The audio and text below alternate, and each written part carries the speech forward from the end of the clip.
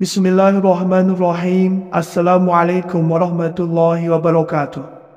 Syukur Alhamdulillah kita bisa berjumpa kembali di channel Muhasabah Fiddin.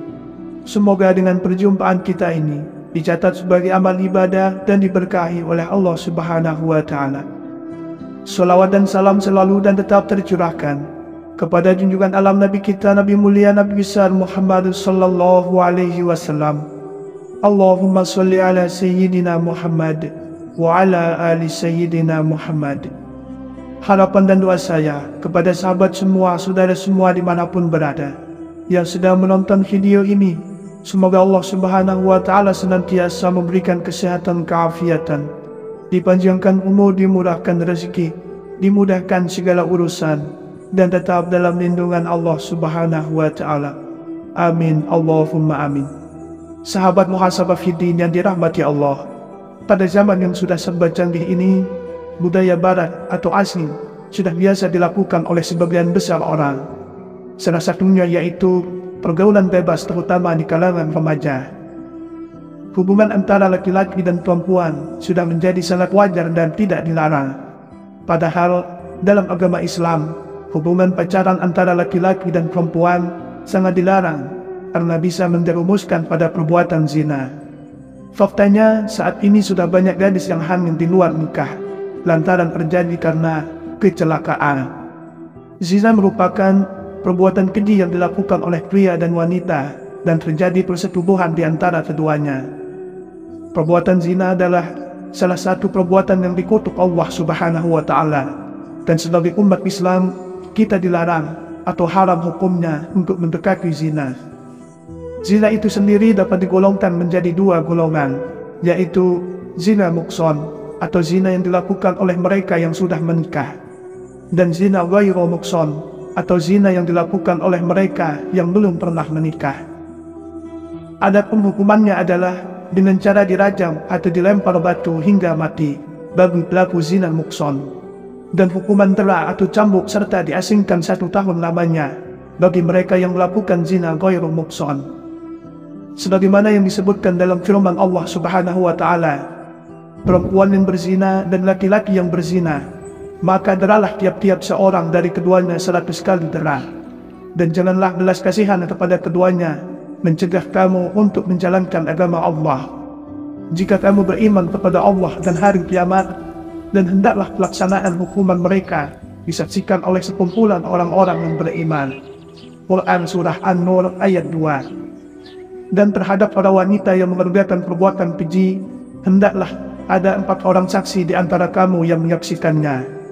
Kemudian apabila mereka telah memberi persaksian, maka kurunglah mereka wanita-wanita itu dalam rumah sampai mereka menemui ajalnya, atau sampai Allah memberi jalan lain kepadanya. Quran Surah An-Nisa ayat 15. Lantas, bagaimana cara seseorang jika ingin bertaubat dari perbuatan zina? Sahabat Muhasabah Fiddin yang dirahmati Allah, berikut ini adalah amalan penghapus dosa zina. Yang pertama, menyesali perbuatannya. Tidak akan terhapus dosa seseorang jika ia tidak mengawalinya dengan penyesalan. Rasa sesal yang dirasakan oleh seseorang yang berbuat zina dapat mengembalikannya pada jalan yang benar dan kembali pada Allah Subhanahu wa Ta'ala.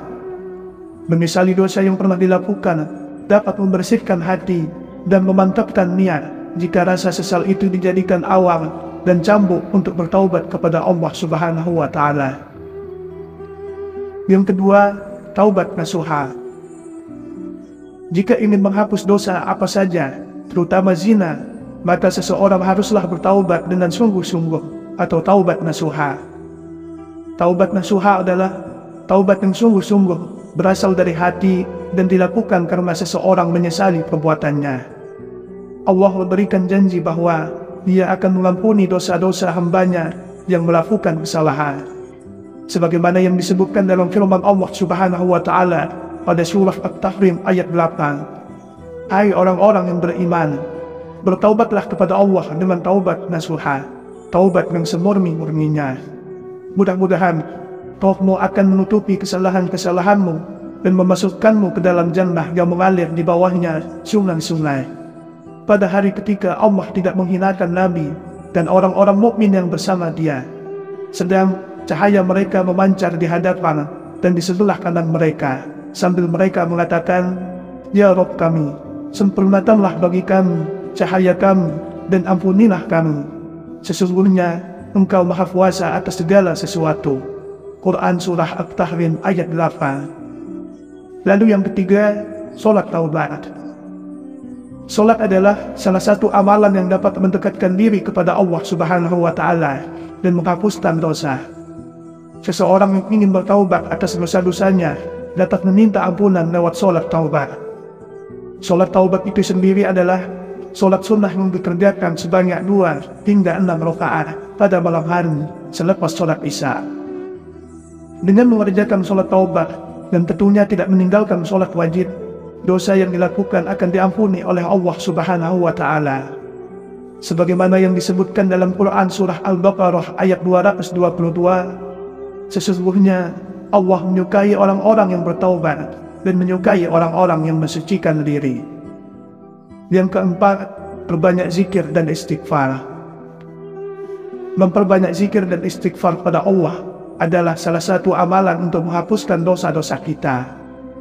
Kalimat istighfar merupakan kalimat permohonan ampun dari Allah Subhanahu wa Ta'ala, dan dosa-dosa seseorang dapat dihilangkan dengan terus menyebut nama Allah. Sebagaimana yang disebutkan dalam firman Allah Subhanahu wa Ta'ala, dan juga orang-orang yang apabila mengerjakan perbuatan keji atau menganiaya diri sendiri, mereka ingat akan Allah lalu memohon ampun terhadap dosa-dosa mereka, dan siapa lagi yang dapat mengampuni dosa selain daripada Allah, dan mereka tidak meneruskan perbuatan kejinya itu sedang mereka mengetahui. Quran Surah Al-Imran ayat 135. Yang kelima, melakukan kebaikan pada sesama. Jika seseorang berbuat dosa dan keburukan, maka untuk menghapuskannya, ia perlu melakukan hal atau kebaikan pada orang atau makhluk lainnya, seperti dengan bersedekah, menghapuskan hutang orang lain padanya, memberi makan binatang dan sebagainya. Seperti yang dikisahkan seorang wanita pelacur yang masuk surga karena memberi minum anjing yang kehausan. Yang keenam, berpuasa. Berpuasa adalah salah satu cara melatih hawa nafsu dan kesabaran kita. Puasa juga dapat menghapuskan dosa apabila dilakukan dengan sungguh-sungguh, terutama jika melakukan puasa sunnah seperti puasa Arafah dan Asyura. Kemudian yang ketujuh, memperbanyak membaca Al-Quran. Al-Quran dapat menjernihkan hati, dan membacanya tidak hanya mendatangkan ketenangan, akan tetapi juga menghapuskan dosa seseorang. Sebagaimana yang disebutkan dalam hadis riwayat Muslim, bacalah Al-Quran, karena sesungguhnya ia akan datang pada hari kiamat untuk memberikan syafaat kepada pembacanya. Demikian amalan-amalan yang dapat dilakukan untuk menghapuskan dosa zina. Seseorang yang melakukan perbuatan zina tersebut wajib bertaubat dan memohon ampunan kepada Allah Subhanahu wa Ta'ala. Sahabat muhasabah fiddin yang dirahmati Allah, demikianlah yang bisa saya bagikan pada kesempatan video kali ini. Semoga ada arti dan manfaatnya untuk kita semua. Semoga Allah Subhanahu wa Ta'ala senantiasa merahmati, meridhoi dan mengampuni dosa-dosa kita. Wallahu a'lam. Wassalamualaikum warahmatullahi wabarakatuh.